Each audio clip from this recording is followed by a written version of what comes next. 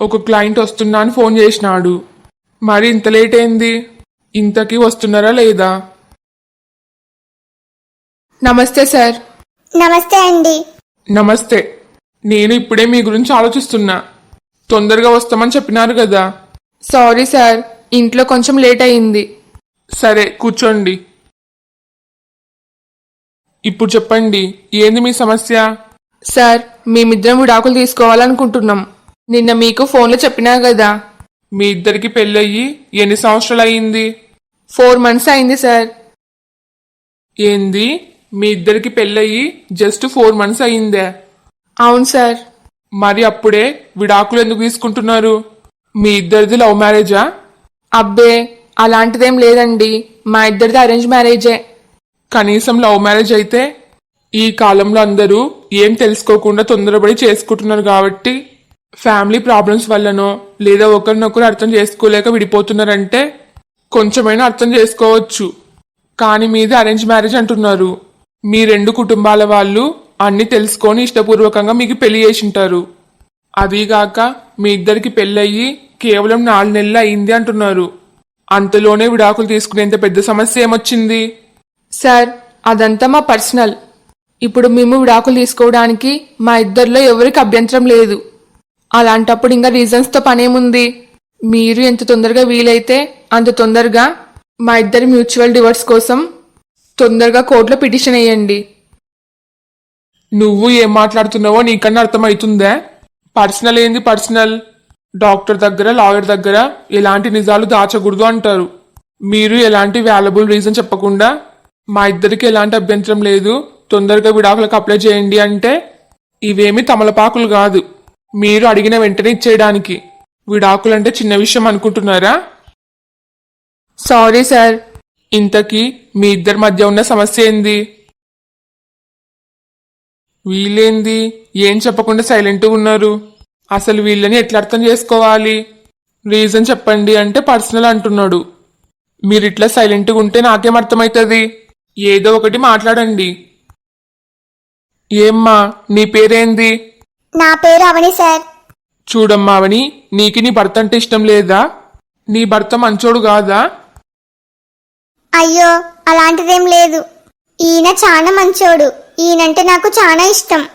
హో, నీ పేరు కిరణే కదా? అవును సార్. నువ్వు చెప్పు కిరణ్, నీకు నీ భార్య అంటే ఇష్టం లేదా? ఇంట్లో నిన్ను ఊరికే రాచి రంపాన పెడుతుందా? అయ్యో, అలాంటిదేం లేదు సార్. నాకు కూడా అవని అంటే చాలా ఇష్టం. అవని అందరిలాగా మగుళ్ళని రాచి రంపాన పెట్టే రకం కాదు. అవని చాలా మంచిది. హో, సరే పోనీ మీ ఇద్దరికి ఏమైనా గొడవ అయిందా? ఒకరినొకరు బాగా తిట్టుకున్నారా? అలాంటిదేం లేదు సార్. హో, మరి మీ ఇద్దరి కుటుంబాల మధ్య ఏమైనా సమస్యనా? వాళ్ళు మిమ్మల్ని కలిసి ఉండనిస్తలేరా? విడిపోమ్మని బలవంతం చేస్తున్నారా? అలాంటిదేం లేదు సార్. హో, ఏం మావని, నీ మెట్టినింట్లో మీ అత్తయ్య మామయ్య నిన్ను మంచి చూసుకుంటలేరా? నిన్ను టార్చర్ చేస్తున్నారా? అదనపు కట్నం తెమ్మని నిన్నేమన్నా వేధిస్తున్నారా? అయ్యో సార్, మా అత్తయ్య మామయ్య అలాంటి వాళ్ళు కాదు. నన్ను చాలా బాగా చూసుకుంటున్నారు. ఇంకా చెప్పాలంటే వాళ్ళ సొంత కూతురు కంటే నన్ను ఎక్కువ ప్రేమగా చూసుకుంటారు. అసలు మీ కళ్ళకి నేను ఎట్లా కనబడుతున్నా? నా చెవిలో ఏమన్నా పూలు కనబడుతున్నాయా? భర్త మంచోడే, భార్య మంచిదే. భర్త అంటే భార్యకిష్టము, భార్య అంటే భర్తకిష్టము. మీ ఇద్దరి మధ్య ఎలాంటి గొడవలు లేవు. మీ 2 కుటుంబాల మధ్య ఎలాంటి సమస్యలు లేవు. అత్త మామల వేధింపులు లేదు, టార్చరు లేదు. పోనీ మీ పర్సనల్ సమస్య ఏముంది చెప్పండి అంటే అది లేదు. అంత బానే ఉన్నప్పుడు మరి మీరు విడాకులు తీసుకోవాల్సిన అవసరం ఏముంది? సమస్య మొత్తం నా వైపు నుంచే ఉంది. మీకసలు ఏమని చెప్పాలి? నేను పెళ్లికి ముందు ప్రేమించిన అమ్మాయినే ఇంకా ప్రేమిస్తున్నా అని, ఆమెకు కూడా పెళ్ళైనా నేను మళ్ళీ ఆమెనే పెళ్లి చేసుకోవాలి అనుకుంటున్నా అని. ఒకవేళ ఈ రీజన్ చెప్తే పెళ్లికి ముందు నిజం చెప్పకుండా ఏం చేసినామంటాడు. నాదే తప్పు, నేను అవనికి అన్యాయం చేస్తున్నా అనుకుంటాడు. ఈయనకి నిజం చెప్పడానికి ముఖం లేదు. లాయర్ గారు ఏమైనా తప్పుగా అనుకుంటాడేమో అని నిజం చెప్పకుండా దాస్తున్నట్టున్నాడు. చూడండి, ఎలాంటి వాల్యుబుల్ రీజన్ లేకుండా మీ ఇద్దరికి విడాకులు ఇవ్వడం కుదరదు. ఒకవేళ మీకు ఖచ్చితంగా విడాకులు కావాలి అంటే కోర్టులో సబ్మిట్ చేయడానికి ఒక ప్రాపర్ రీజన్ కావాలి. ఈయన ఇంకేమి చెప్పేటట్టు లేడు. నేనే ఏదో ఒకటి చెప్పి ఈ లాయర్ని ఒప్పియాలి. సార్, మా ఇద్దరి మధ్య గొడవలేం లేవు, అది నిజమే. కానీ మేము విడాకులు తీసుకోవడానికి రీజన్ ఏంటంటే మా ఇద్దరి అభిప్రాయాలు వేరు, అభిరుచులు వేరు. ఇంట్లో ఏ డెసిషన్ తీసుకోవాలన్నా మా ఇద్దరి వాదన ఎక్కువైతుంది. ఇద్దరి ఆలోచనలు వేరువేరుగా ఉన్నాయి. దాంతో మా బంధం వర్కౌట్ కాదని మేమిద్దరం కలిసి మాట్లాడుకోనే ఈ డెసిషన్ తీసుకున్నాము. చివరికి లాయర్ దగ్గర కూడా నా పరువు పోకూడదని నోటికొచ్చిన అబద్ధాలు చెప్తున్నావా అవని? నీకి విడాకులిచ్చి నీకు అన్యాయం చేస్తున్నా సరే ఇప్పటికి కూడా నా గురించి ఆలోచిస్తున్నావు.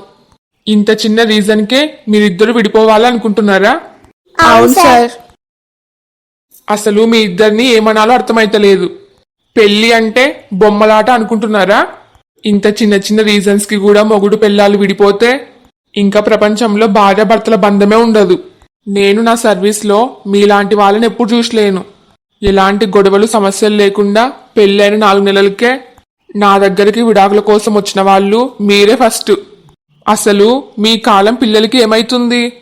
మరీ ఇంత సిల్లీ రీజన్స్ కి విడిపోతారా? 3 ముళ్ళ బంధం అంటే మీకు మరీ అంత చులకనైపోయిందే? అందరి ముందు అగ్ని సాక్షిగా పెళ్లి చేసుకొని ఎన్ని సమస్యలు వచ్చినా కలిసి ఉంటామని ప్రమాణాలు చేసుకొని కనీసం 1 సంవత్సరం కూడా కాకుండానే విడాకులు కావాలని వచ్చినారు. అసలు మిమ్మల్ని చూసి నవ్వాలో ఏడ్చాలో కోప్పడాలో బాధపడాలో ఏం అర్థమైతలేదు. చూడండి సార్, మేమిద్దరం కలిసే నిర్ణయం తీసుకున్నాము. ఎవరిని ఎవరు ఫోర్స్ చేసుకునిలేరు. దయచేసి మీరు మా ఇద్దరికి విడాకులు ఇప్పియండి. అవును సార్, ఇది ఇప్పటికిప్పుడు తీసుకునే డెసిషన్ కాదు. మేమిద్దరం కలిసి మాట్లాడుకున్నాము, బాగా టైం తీసుకున్నాము. మీరు దయచేసి ఈయన చెప్పినట్టు విడాకులు ఇప్పియండి. ఇంకా మీలాంటి వాళ్ళకి ఎంత చెప్పినా లాభం ఉండదు. ఇంకా చేసేదేం లేదు కదా. ఏమ్మా, నీకేమైనా డిమాండ్స్ ఉంటే చెప్పు. ఏంటి డిమాండ్సా? అంటే ఏంది సార్? నీకు డిమాండ్స్ అంటే ఏందో కూడా తెలదా? కొంచెం నాకు అర్థమయ్యేలాగా చెప్పండి సార్. డిమాండ్స్ అంటే నువ్వు నీ భర్తతో విడాకులు తీసుకున్న తర్వాత నీకు మెయింటెనెన్స్ ఏమన్నా కావాలా? డబ్బు, ఆస్తి మీ ఆయన సంపాదించే దానిలో నెలకింత అని మెయింటెనెన్స్ ఉంటుంది. అయ్యో సార్, నాకు అలాంటివేం వద్దు. నా కాళ్ళ మీద నేను నిలబడతా. ఈయన డబ్బు ఆస్తి నాకు కొంచెం కూడా అవసరం లేదు. విడాకులు ఒక్కటి ఇప్పియండి చాలు. ఈ అమ్మాయిని చూస్తుంటే ఆశ్చర్యంగా ఉందే. ఈ కాలంలో 100కి 90% మంది విడాకుల తర్వాత మెయింటెనెన్స్ అడుగుతారు.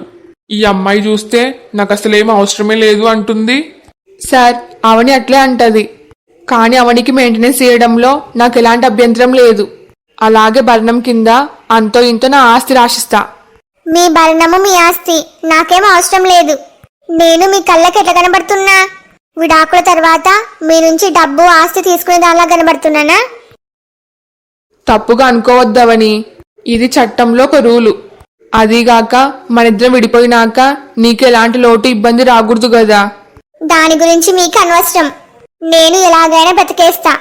మీరేమీ నా గురించి ఆలోచించాల్సిన అవసరం లేదు. అది కాదవని. ఇంకా మీరేమి చెప్పొద్దు సార్. నాకు ఎలాంటి భరణం అవసరం లేదు. మీరు విడాకులు ఇప్పిస్తే చాలు.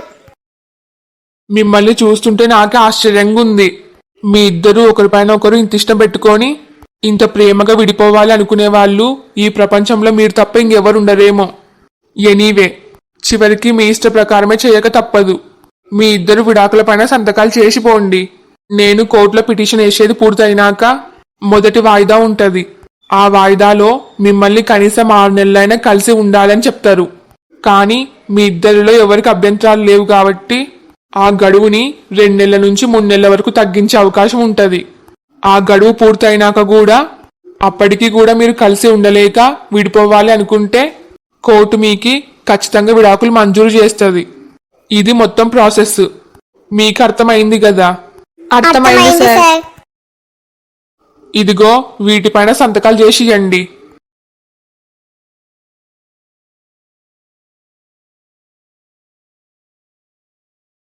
ఇదిగోండి సార్, సంతకాలు చేసేది అయిపోయింది. ఇంకా మీరు వెళ్ళొచ్చు. వాయిదా ఉన్నప్పుడు ఫోన్ చేస్తా. మీరు ఖచ్చితంగా కోర్టులో అటెండ్ అవ్వాలి. సరే సార్. సరే. నిజంగా కలియుగం అంటే ఇదేనేమో.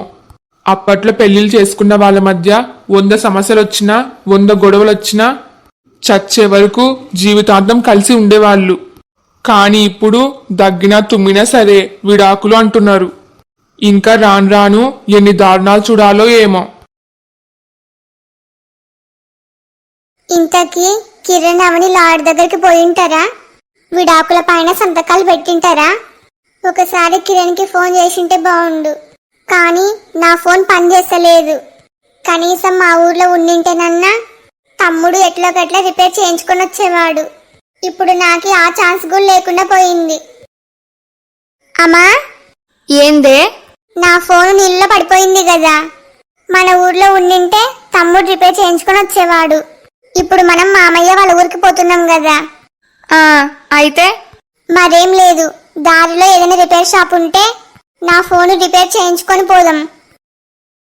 నీకి కొంచెమన్నా మతుండి మాట్లాడుతున్నావా? మనం ఏమన్నా ఇప్పుడు పెళ్లికి పేరంటానికి పోతున్నామా?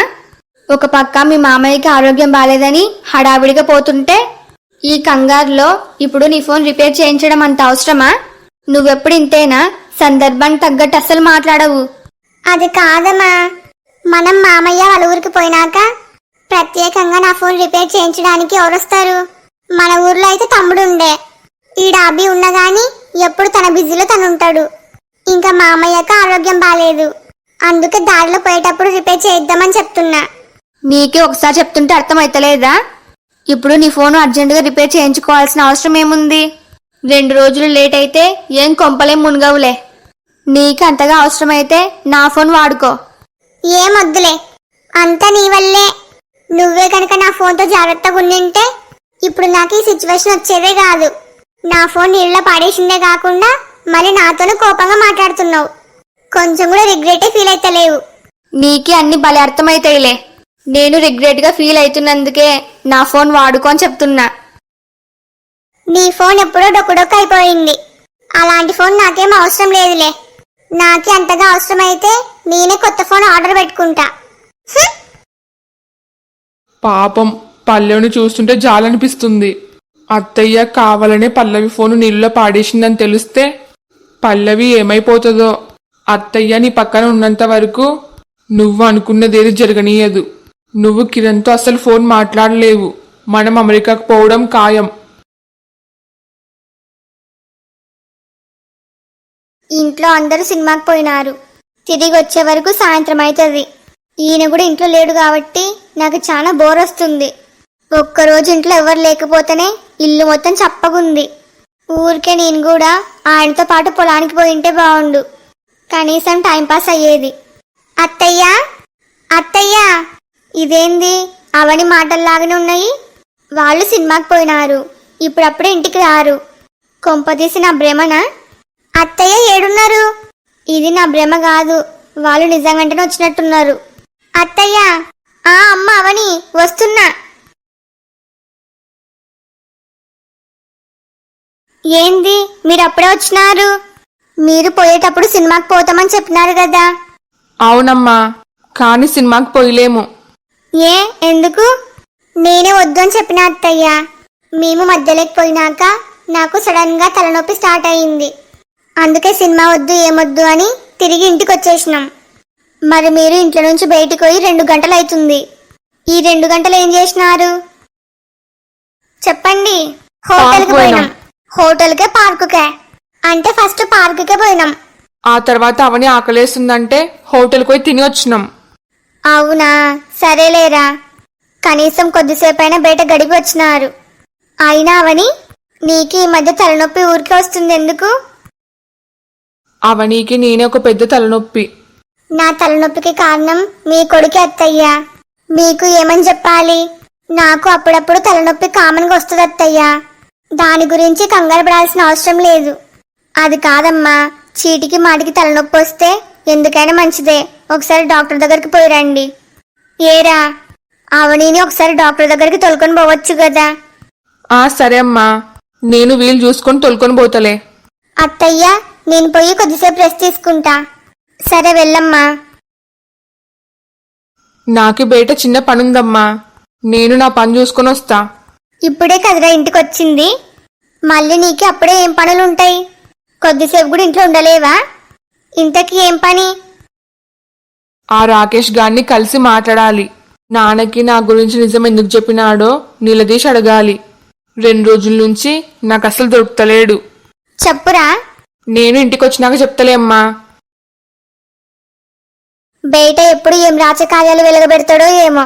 మళ్ళీ బయట ఏమైనా టెన్షన్స్ ఉంటే ఇంట్లో వచ్చి అవని పని చూపిస్తాడు. ఈ మధ్య వీనికి దోస్తులు కూడా ఎక్కువైతున్నట్టున్నారు. చెప్తా నీ పని. అసలు ఇదంతా ఏంది? నాకేం అర్థమైతలేదు. మన కొడుకు కోడలు మన ఇంటికి రావడానికి నేను ఆరోగ్యం బాలేనట్టు ఎందుకు నటించాలి? కొంచెం కూడా అర్థం లేకుండా. ఇదంతా నీ ముద్దుల కోడలు పల్లవి ఘనకార్యమే.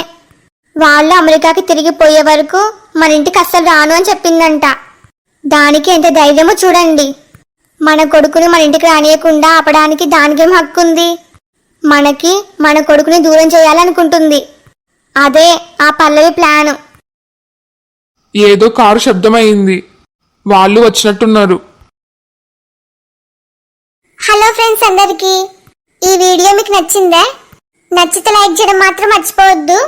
అట్లనే ఈ వీడియోని మీ ఫ్యామిలీ అండ్ ఫ్రెండ్స్కి షేర్ చేయండి. ఈ స్టోరీ యొక్క రాబోయే మిగతా పార్ట్స్ కోసం మా ఛానల్ ఇప్పుడే సబ్స్క్రైబ్ చేసుకోండి. వీడియోకి హైప్ ఇవ్వడం మాత్రం మర్చిపోవద్దు. మీ ఫీడ్బ్యాక్ని ఖచ్చితంగా కామెంట్ చేయండి. నాకు సపోర్ట్ చేయొచ్చు కదా please. Thanks for watching. Bye bye.